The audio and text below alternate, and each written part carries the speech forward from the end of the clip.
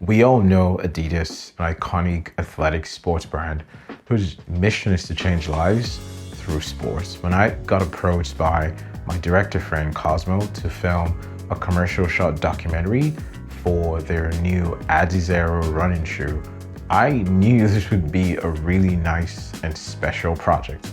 In this video, I'm going to take you behind the scenes of this incredible project and share with you everything that went into making this and the final shots that went into bringing this commercial to life.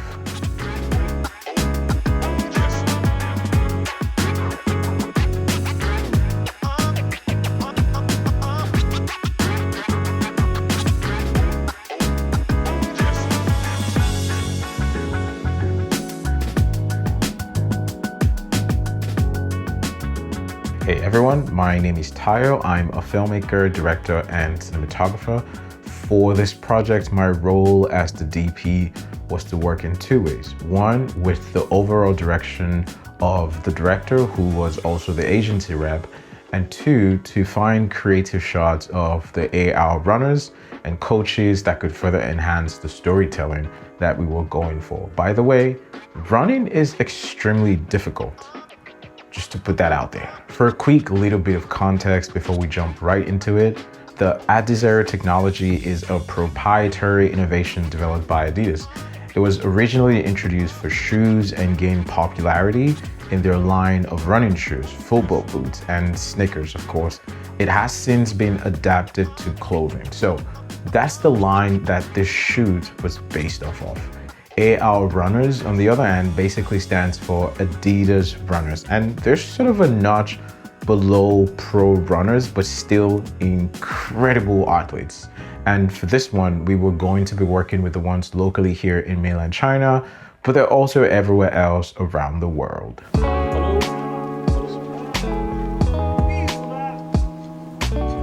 Now, after a lot of multiple brainstorming sessions and iterations of the initial idea, which was around the experience of wearing the shoes and using them in the elements in order to bring this product to life, Cosmo presented them with his director's treatment, and when they signed off on that, he shared it with me and the other team members. By the way, if you don't know what a director's treatment is, think of this as your proposal.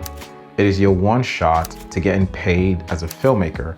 Your treatment should clearly reflect your idea as the person in the driver's seat and how exactly you will bring it to life.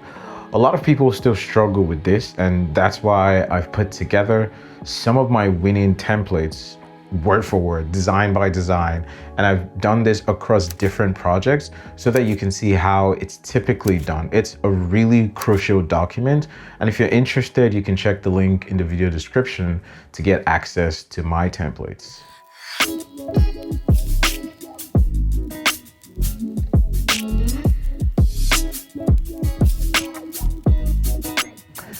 In a nutshell, the overall concept that the director came up with was essentially taking a montage of the different stages of using the shoes and what the experience felt like. First scene being the locker area where the runners would put on the shoes and their gear and everything else. Then second being the warm-up area on the track. Then third, the water test to see how it performed in a rainy type of weather. And then lastly, the bounce test on an elevated ramp track to test the shock absorption.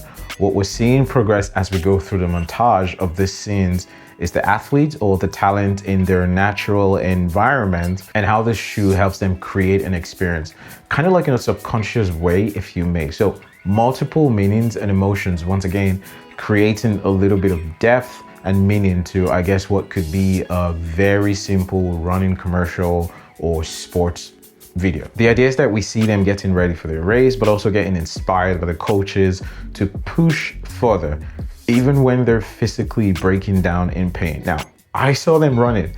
It is hard. Basically, all these scenes that are sliced back and forth are actually showing us this experience. The shoe being the means or the catalyst to experiencing the freedom of getting in touch with what they love the most, which in this case is running, which I don't like at all. I do it, but I don't like it.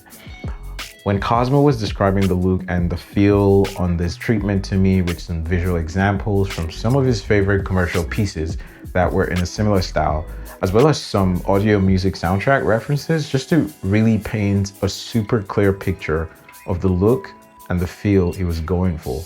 He mentioned that one of the reasons he was bringing me on was because we kind of share the same references and an affinity for storytelling, which I found to be true.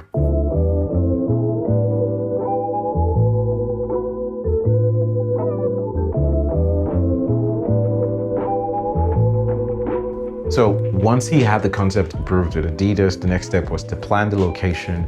We basically had one to lock down. It was a track located in the Olympic Village where the 2022 Beijing Olympics happened.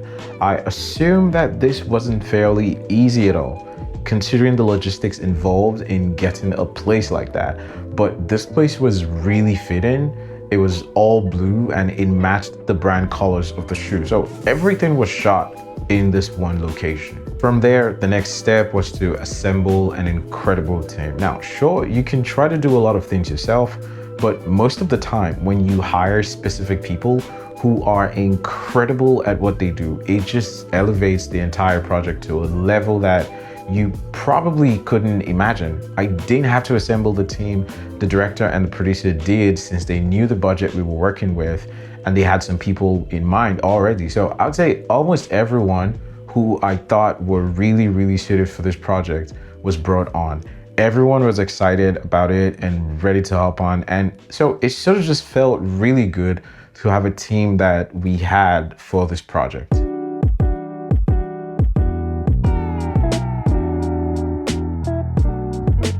Next up was scheduling the shoots. Pretty straightforward. We did an intense one day, somewhere between 10 to 15 hours, kind of standard here in the industry. We actually spent the night before doing the tech scout of the track and the whole stadium, which was kind of helpful, but not necessarily what we needed. On the shoot day itself, we spent the first 4 hours just prepping before the athletes arrived. I mean, they can only run for a limited amount of time, which meant it was a get it or miss it type of situation.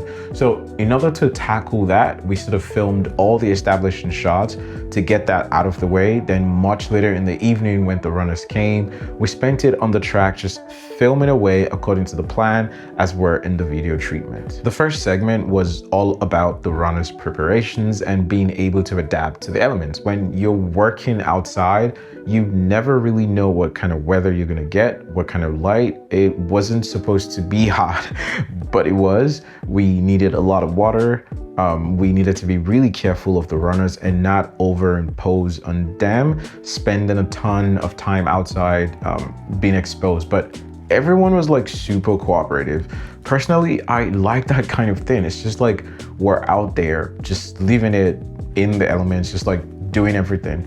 And I think that it came through as it felt more authentic in the final product. In regards to lighting, on the day we used mostly natural light for the video, and we actually got some LEDs just to kind of fill in some of the shadows because we weren't sure if the floodlights in the stadium would be enough. But to our advantage, we didn't even have to use it at all. If anything, we had to try and look for shadows to be able to create contrast. And maybe this is something I might make another video on, how to create shadows for contrast when there's too much light. Overall, I think it came out really well. It was a nice, simple lighting setup, and we basically went through our shot list. We had a ton of fun on the tracks with the talents, and I even got to run alongside them while carrying a 7-pound camera rig, because I'm in that mode. Now, after the shoot, when it came down to post-production, an incredible editor, Theo, took on the editing job. The director already found some original music that the agency approved beforehand.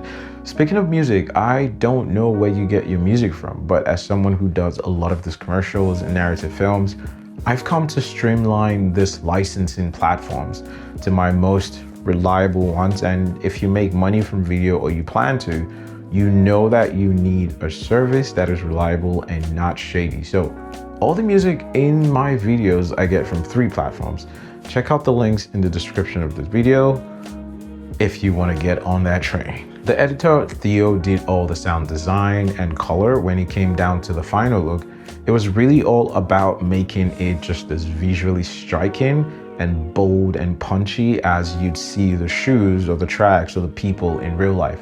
For the edit, Cosmo and Theo worked together on some revisions, then they sent it to the Adidas team. And after a couple rounds of micro changes, everyone was really happy with how it turned out. So really great things can happen when you surround yourself with a good creative team and a good team from the brand side as well. Everyone from the agency and from Adidas really trusted in the vision of the director, and they gave him full reign to basically take on this project and to deliver it. And I think he did an amazing job. So if you've enjoyed this video and learned anything, please let me know. Leave me a comment and stay tuned for more videos. Thank you for watching.